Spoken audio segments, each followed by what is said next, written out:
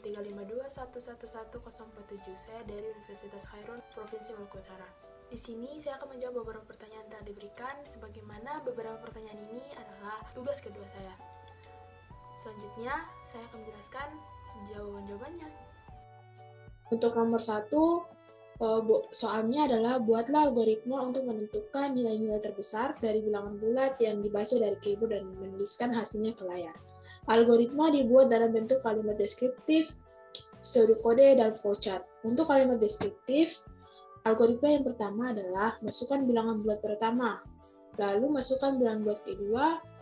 Yang ketiga, apakah bilangan bulat pertama lebih besar dari bilangan bulat kedua? Jika iya, maka hasil adalah bilangan bulat pertama. Jika tidak, maka hasil adalah bilangan bulat kedua. Lalu, tampilkan hasil. Kemudian, algoritma dalam bentuk pseudokode. Untuk angka yang pertama yaitu input bilangan bulat A. Lalu input bilangan bulat B.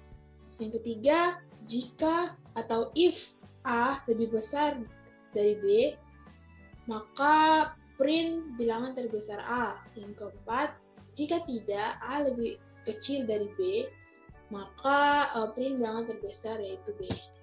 Seperti itu. Itu saya tekan dalam bahasa Indonesia ya. Untuk flowchart-nya seperti ini ya. Dimulai dari start, lalu input bilangan bulat pertama. Di sini ada kesalahannya. Ini input bilangan kedua, yaitu B. Kemudian jika A lebih besar dari B, maka jika hasilnya A, maka output bilangan terbesar atau hasil. Jika hasilnya B, maka juga output bilangan tersebut. Lalu N. Nomor 2, buatlah algoritma dalam bahasa deskriptif dan flowchart untuk kegiatan mengambil dan menabung uang di bank melalui teller.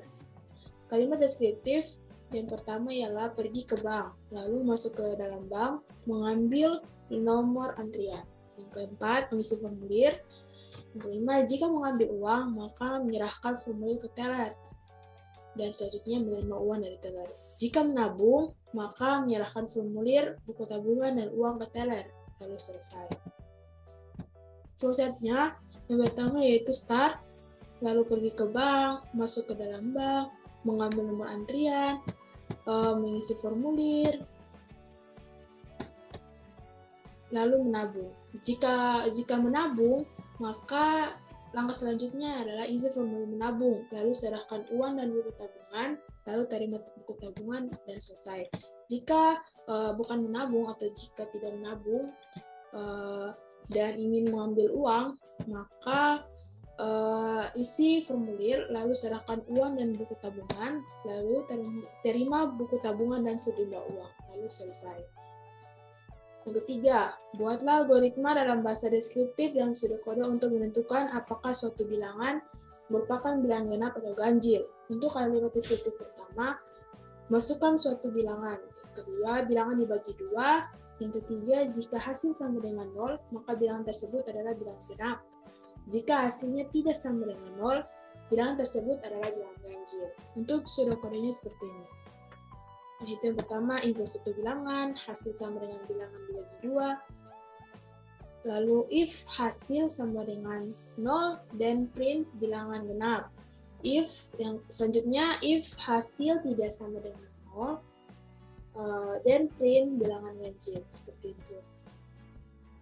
Lalu keempat, membuat flowchart untuk proses pembuatan kopi yang rasanya manisnya tepat.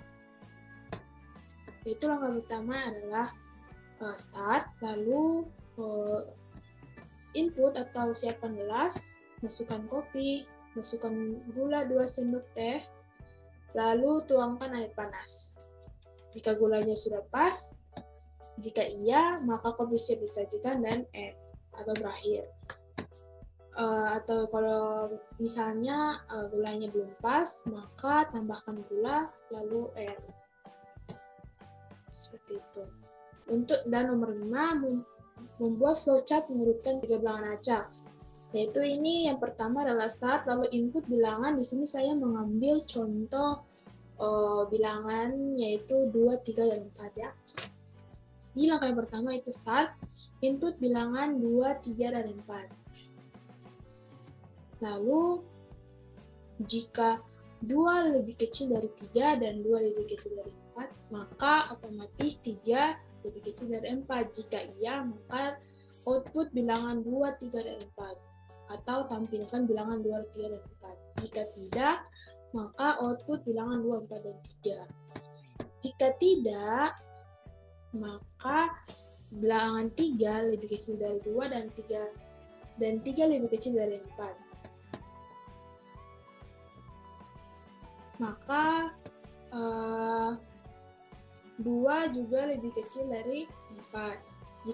Jika benar, maka tampilkan bilangan 3, 2, dan 4. Jika tidak, output bilangan 3, 4, dan 2. Seperti itu ya. Dan selanjutnya, apabila jawaban tadi tidak, maka masukkan angka yaitu 2 lebih kecil dari 3. Dan apabila hasilnya benar, maka output bilangan 4, 2, dan 3. Jika tidak, maka output bilangan 4, 3, dan 2. Maka selesai.